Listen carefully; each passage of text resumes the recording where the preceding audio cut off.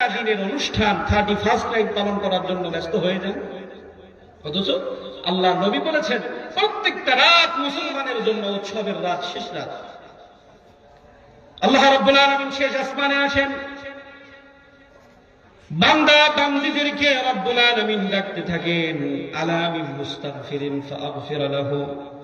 দুনিয়া থেকে পাপ করেছ, দুনিয়া থেকে নেশা করেছিলে, দুনিয়াতে যে যত বড় পাপী হও না কেন, আমি আল্লাহ শেষ আসমানে নেমে এসেছি, বান্দারে তুমি আমার কাছে মাপ চাও, আমি তোমার জীবনের সব গুনাহগুলো এখন মাফ করে দেব। পৃথিবীর মানুষেরা 24টা ঘন্টার মধ্যে বান্দা আল্লাহকে ডাকে।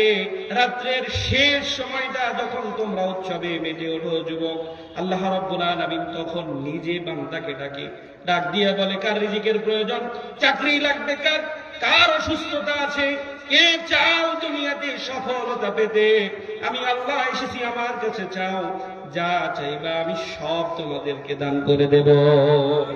তোমাদের উৎসবের রাত তো প্রত্যেকটা রাত, মুসলমানের প্রত্যেকটা রাত উৎসব।